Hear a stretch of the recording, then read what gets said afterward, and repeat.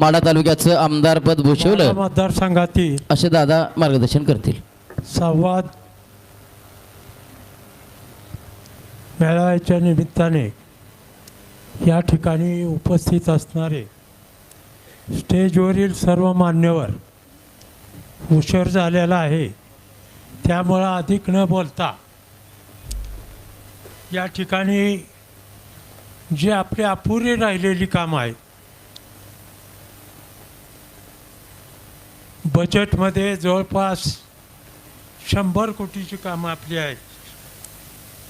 तहसील office आहे, उपजिल्हा रुग्णालय आहे, लिफ्टची कामं आहेत, राहिलेल्या गावाला पाणी द्यायचं काम आहे. ह्या सगळ्या गोष्टी भविष्यकाळामध्ये आपण करणार आहोत. आपण कुणी आज समजायचे कारण नाही.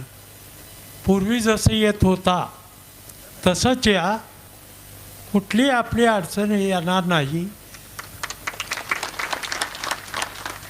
आपण विरोधात असलं म्हणजे काम होत नाही असं समजायचं कोणी कारण नाही. अधिकारी सगळे आपले आहेत, सरकार आपलं आहे.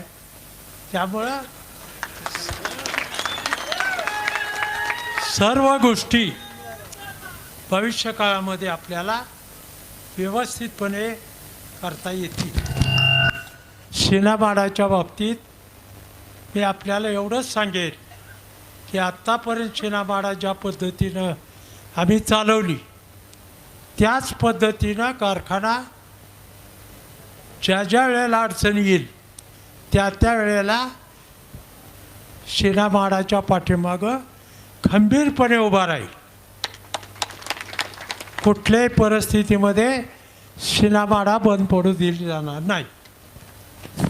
परवाच पत्र दिलं आहे विखे पाटलाला आणि 5 तारखेला शिना नदीत पाणी सोडावं, दोन्ही कॅनलला पाणी सोडावं आणि लिफ्टला पाणी चालू करायला परवानगी द्यावी अशा पद्धतीचं पत्र दिलेलं आहे.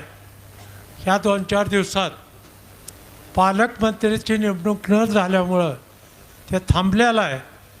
परंतु ह्या 2-4 दिवसामध्ये जर मार्ग निघाला नाही तर आम्ही स्वतः जाऊन संबंधित मंत्र्याला सांगून पाणी द्यायची व्यवस्था करू.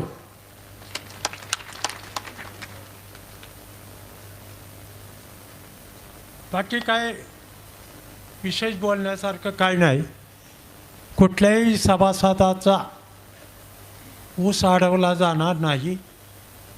आत्तापर्यंत ज्या पद्धतीनं सगळ्या लोकाला कारखान्यांनी न्याय दिला त्याच पद्धतीनं भविष्यकाळामध्ये आपल्याला न्याय द्यायचा प्रयत्न आम्ही करणार आहोत. एवढं मी आपल्याला या निमित्ताने सांगतो.